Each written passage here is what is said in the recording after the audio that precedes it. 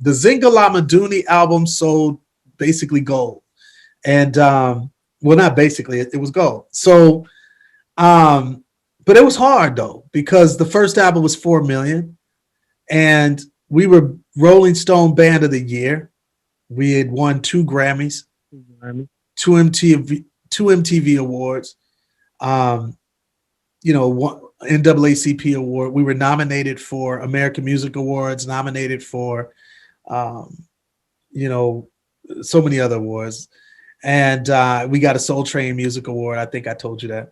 So long story short, to see that Zingalama album only do 500,000 and not even 1 million was tough, because it was a sizable difference.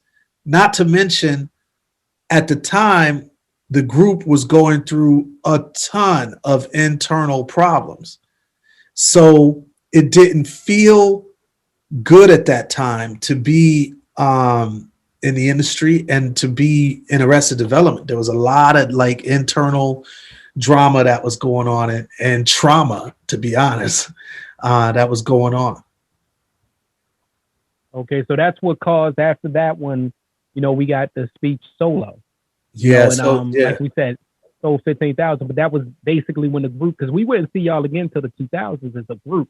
So the internal problems is what caused it. So I'm guessing because within that time, we saw different things happen.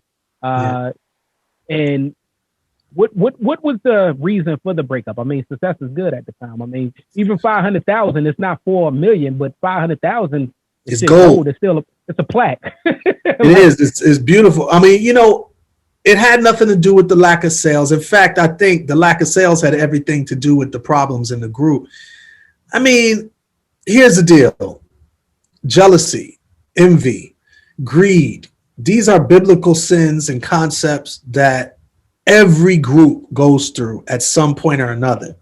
But when you add to that the fact that we were 22 down to 16 years old, Monsho Ishii was probably 16. That was our dancer.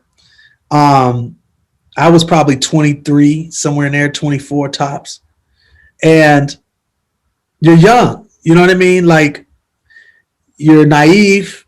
You don't know how to navigate success. Your first album is wildly huge. You're doing stadiums. Your first album. See, many artists can't boast that. Like Jay-Z can't boast that. Kanye can't boast that. You know what I'm saying? Like, your first album usually doesn't do as well as our first album did. And so, not to mention, we were from a region of America that didn't have a legacy of groups already doing this in hip hop. So, people that are from New York, you can get advice from, Red Alert, or get advice from Mr. Magic, or from, Big Daddy Kane, Marley Marl, get advice from whoever you want, whatever crews were already blowed up. We didn't have that in Atlanta. There was no Outkast, like I said earlier. There was none of that. No movements that were already huge. We were the ones that was huge. So we were the guinea pigs trying to figure it all out. And we were representing the South. We had the South on our shoulders, you know what I'm saying? And that was heavy and it was deep. So yeah, it was a lot of greed, envy, a lot of misunderstandings. Not to mention, lastly, I won't go too long on this, but like, our group wasn't like that whole idea of trying to make money from rap and trying to be moguls, or, this is, I'm not a businessman, I'm a businessman. Like, all of that was later concepts. Like, rap at that time, hip hop was still about the culture.